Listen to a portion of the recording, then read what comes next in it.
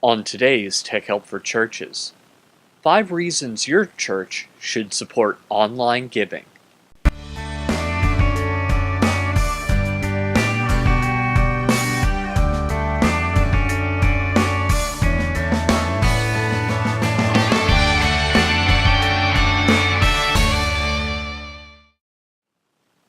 Hi everyone, and welcome again to another episode of Tech Help for Churches. My name is Paul Allen Clifford, and I'll be your host today. And I'd love for you to join the conversation, so head on over to trinitydigitalmedia.com/contact. There you'll find all my contact information, including my Twitter address, which is right here, my Twitter handle, Paul Allen Cliff. And if you need a way to remember which way to spell Allen, remember the other way is one letter longer. It's A-L-L-E-N. My way is shorter, A-L-A-N. So I have no E's in my name whatsoever. So it's Paul Allen Cliff, P-A-U-L-A-L-A-N-C-L-I-F. And that's just a good short handle to remember. It's 12 letters long, and it should be helpful to you.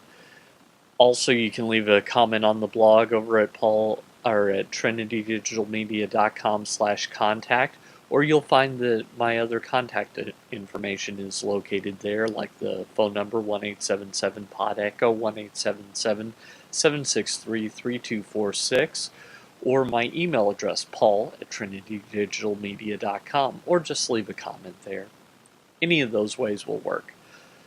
So before we get started, I do want to talk about 2 things. One of them's new, but first let's talk about my pastor's book, What Life Are You Waiting For?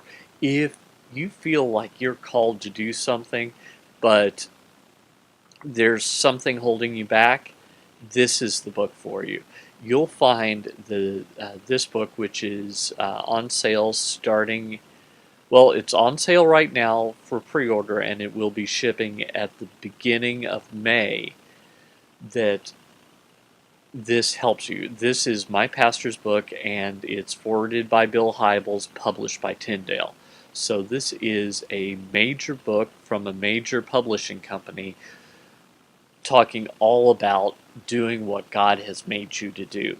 So I just really recommend that you get it. And we're talking about giving and stewardship today. Here's the deal. Giving and stewardship are part of what you should be doing, and it's part of who you should be. And what's a good way to do that? Save money on things. So right now Amazon has this on sale, and every day we get closer, the price gets higher. So if you're at all interested, head over to trinitydigitalmedia.com/whatlifebook, or if that doesn't work for some reason, the alternate link is trinitydigitalmedia.com/whatlife, and pre-order your copy right now. You don't have to pay for it. Amazon won't charge you until it actually ships, but you'll save the money. So that's a great way to be better at stewardship, by saving money right now.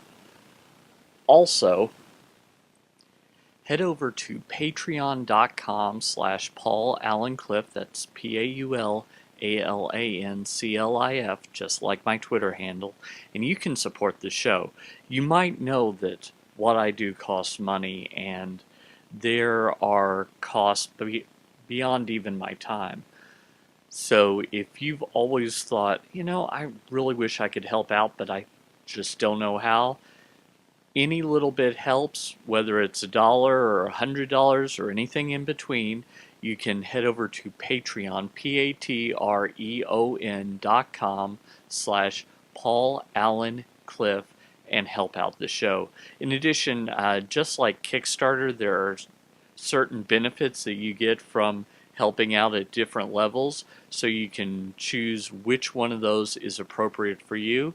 And I think that you will be very happy that you are someone that's marked with that kind of generosity, because I know that about my audience. They're generous people, and you're all people that think, how can I enable others to change lives and eternities, and that's really all I'm trying to do here.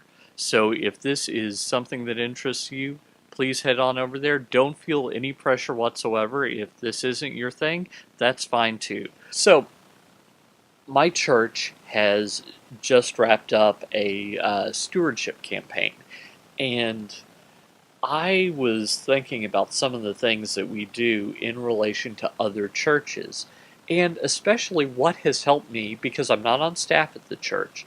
I'm not. I'm not someone who is directly involved with the money. This is all stuff that I've noticed from how I behave naturally, um, and how my church has helped me to be a more generous person.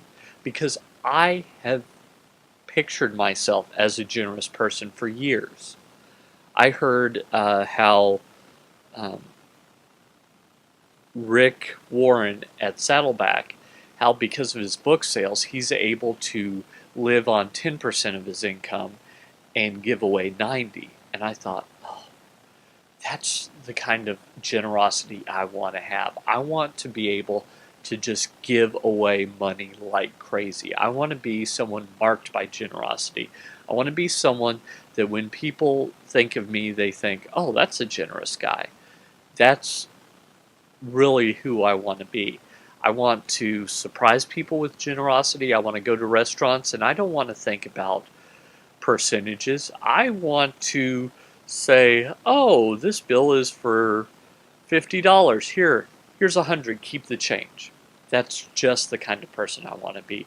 I want servers to think, man, I saw that guy praying and he's remarkably generous. I want those to go together. I want to break the stereotype of Christians as being stingy. Because, by the way, in the restaurant industry, that's the stereotype. And we can break that if we act like money is something that God gave us to bless people with, as opposed to something that we earned because we deserve it. I really want us to do that. So, with all that stuff in my head, I thought there's probably a lot of churches that don't have any sort of online giving or automated giving kind of component, and maybe they're wrestling with whether they should or not. As someone who sits in the pew, although at my church they're seats, but you know what I mean. These are reasons that I personally like online giving. So let's look at 5 of those. Number 1, people don't normally carry 10% of their income around with them. Now think about that. Let's say that you make, you're not a wealthy person, but let's say that your gross every week is $550. I just pulled that out of nowhere, but let's say that's what it is. Do you normally carry around $55 exactly? What if you're a more wealthy person? Let's say you make twice that. You make $1,100 a week. Do you carry 110 with you? What if you're only paid once a month, and so you get about $4,000-$5,000 a month? Do you normally carry 10% of that with you? In exact change, by the way. No, you probably don't. You might accidentally happen to have 10% of it with you in exact change, but it would be unusual. And I think that that's something that churches don't think about is in modern society, we just don't carry around as much cash as we used to. And that's a limitation. If you want to be someone who gives, it's harder. Now, secondly, I don't carry a checkbook around very often either. In fact, I want you to consider, do you carry a checkbook around with you everywhere you go? In fact, I kind of find it annoying the places that only take checks, like the rent at the place that I live. They only take checks or cash. So I've got to remember to have my checkbook with me and go there to pay my rent. And I find that sometimes difficult because I'll be out and about and I'll be right by it and go, "Oh, I left my checkbook at home. Well, I'll get him next week." See, that's a problem. You want to remove some friction in enabling people to be generous. Number 3, I want you to look at your what we call the everyday carry, or EDC for short. What do you carry with you? Now, the first two are what you don't carry with you. The third is what you do. So I want you to look at that. Here is the core part of what I carry with me every day. I carry my wallet. Yes, that is made out of gaff tape because I'm a videographer. And I carry my iPhone. These two things. Now you might be saying, well, Paul, you could have a check in your wallet, or you could have cash in your wallet. Let me show you what I in fact have in that area. I've got a couple of cards for reference, a piece of paper that has an important note on it, but nothing in the check cash area. That's because I just don't carry those, because pretty much everywhere I go, I use these things. Debit cards. And I have a few different accounts, but I don't have any actual credit cards. I only have debit cards that I use, and nearly everywhere I go, they take that. So that solves that problem, but the church doesn't necessarily take debit cards. So more than once, I've been in a situation where I left my checkbook at home, wanted to give, had the money to give, forgot my checkbook. Likewise, my smartphone. I take that everywhere I go, and I have the ability to use it to pay for certain things. Like you can go to Starbucks and use your phone to pay for what you eat at Starbucks. Can't do that at a lot of churches. So I'm conditioned to be able to pay for things in one way, but the church only takes payment in another way. Now my church doesn't. My church takes payment any way that I can give it to them, which I think is a good way to do it. When you do online giving or automated giving at your church, it makes it easy for people to give not only 10%, but their first 10%. And I think spiritually, there's something big about being able to give not only 10%, but not giving God the leftover 10%, but the first 10%. Now, 10% is 10%. I acknowledge this fact. Numerically, this is the same amount. But when you give God the first 10%, you're saying, I trust you that the remaining 90 is enough for me to live on. When you give God the last 10%, at least for me, and that's all I'll speak for me, psychologically it feels like, oh, I had 10% left over. I don't need that. I'll give it to you. See how that's different? One is, I trust you, God, to make it so that I can live on 90% of my income. The other is, I have already figured out how to live on 90% of my income, and I will give you the leftovers. And I don't think theologically that's a good way to do it. So, online and automated giving, they really enable people to more easily give their first 10%. And number 5, tithers don't need to remember what to give or check to see if they still have enough in their checking account to give, or if they have enough cash to give. So it really makes it easy to do this. Now, let me tell you a story based on my life and how this has impacted me. Not long ago, my church enabled automated giving. So just as a lot of people, they get a direct deposit of their pay every time that they're paid, so you can set up online using several different systems to automatically give 10% of that to the church. So what we do in my house is I'm not paid regularly. So every time I get a deposit in my checking account, that's my cue to go online and set it up right then and there so that I can give to the church. So that's for people that don't have regular income. But my wife is on a salary. Her check is exactly the same every week, and it's direct deposit, so she doesn't have to remember to go to the bank. It just shows up every Thursday morning in her checking account because she's paid weekly, which, by the way, I advocate highly.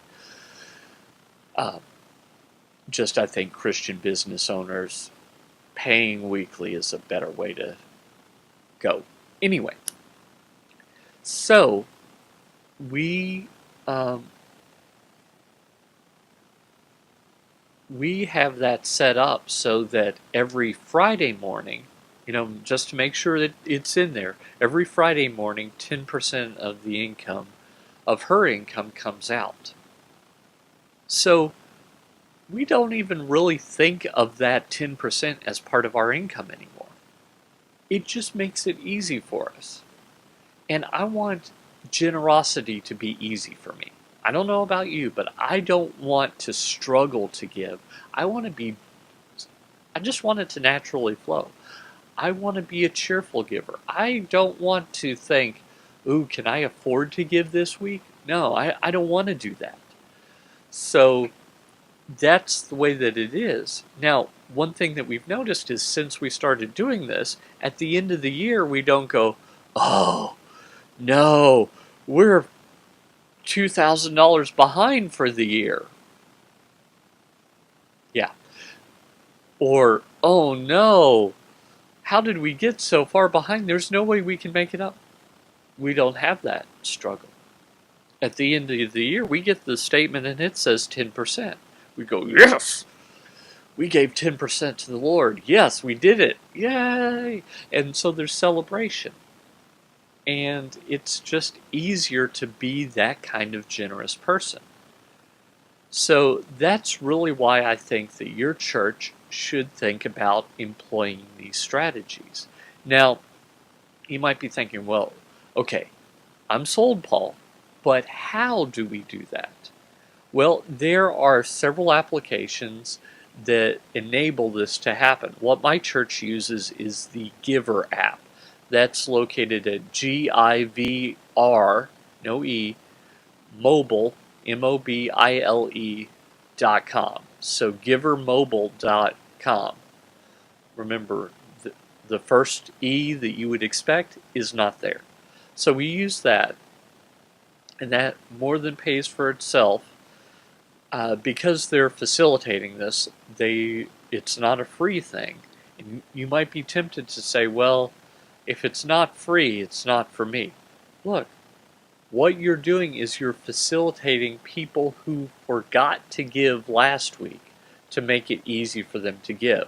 So, with the Giver app, you can have a QR code in your bulletin, worship folder, whatever you call it, and they can take out their smartphones, scan the QR code, and then put in how much they want. So you forgot your checkbook at home? No biggie. You take out your phone and you pay it that way.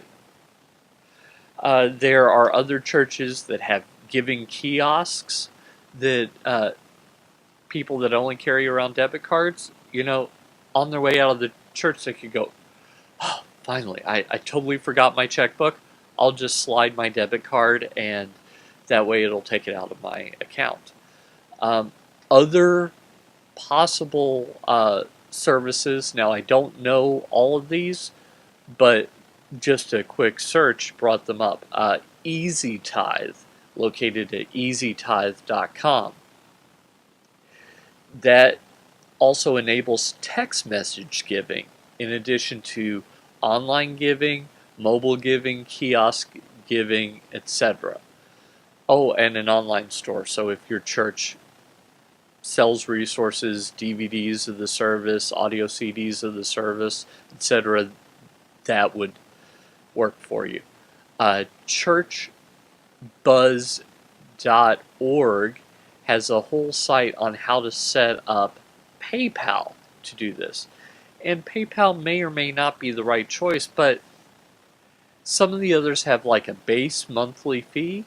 You might want to play around with PayPal and see if you offer that as a choice, if that, just to give people an automated way to do it. And by the way, you can set up a subscription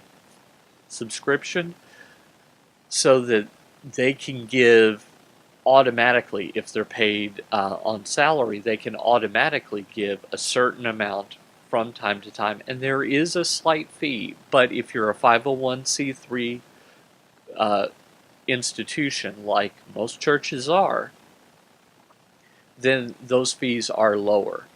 So when you do that, you're probably going to find that the fees, which are only per transaction instead of a base monthly fee, more than pay for it. And you might find that one of these other solutions, which even further facilitates it, that has like a $10 monthly fee or $50 monthly fee, all of a sudden the first person that gives pays for the fee, and then there's 20 more people that give that didn't give before because they kept forgetting. And they want to be generous, they just kept forgetting to be generous. So what you're doing is you're removing friction from their generosity. You're making it easy for them to be who they should be.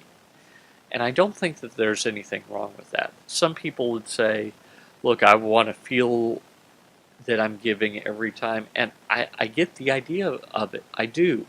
It's just practically, at least for my personality, and I admit that I'm an artist and I'm not as organized as some, but for my personality, the wanting the feeling of writing the check and putting it in the plate every week meant that practically I ended up giving like 8% instead of 10 because I kept forgetting my checkbook. And I would be at a moral crossroads some weeks where I go, okay, I have enough to tithe this week, but I don't have enough to tithe for last week because I foolishly spent all that money. So what do? Do I say, well, there's grace and I'm already forgiven for that? Or do I say, well, I'll try and make it up a little bit at a time? Or do I say, well, I'll just suffer because there are consequences to my choices? I don't have to have that discussion in my head. Instead, it just happens. So I really want you to look into online giving, not because, well, it's the modern right way to do it. No, because you want to make it easy for people to be who God made them to be. Remember, most famous verse in the Bible. Okay, maybe Jesus wept is the most famous verse because it's easy to remember that. But up there is John 3:16. What does John 3:16 say? Just the first few words, not the whole thing, first few words. For God so loved the world that he gave. Gave. Love means that you give. God doesn't need our money. God wants us to be generous like he is. And he wasn't generous with just a little. He gave his one and only son. And does God have a bazillion sons in the same way that Jesus is? Not according to John 3:16, which says that Jesus is his only begotten son. God gave all of his sons, 100%. He wants us to be generous. The Apostle Paul says, God loves a cheerful giver. So don't give out of compulsion. Do you see? So that's why I'm telling you to do this. It's not because I'm all for technology, even though I am, I admit that. But it's just because we have the ability to make it easy for people to be who God designed them to be, generous people. And if we're coming up with excuses on why we shouldn't use that technology, I don't think that we're helping people. We're not guiding them. We're not leading them. We're not making them into the kind of people that they need to be. And I just don't want you to be in that position. Quite the opposite. I want you to be generous. And I want you to be generous people who go out and change eternity. So, until next time, I'm Paul Allen Clifford. Please consider doing this. As a regular guy sitting in the pew, please make it easy so that I can be what I really want to be, and that's generous. Please. I'm Paul Allen Clifford with TrinityDigitalMedia.com.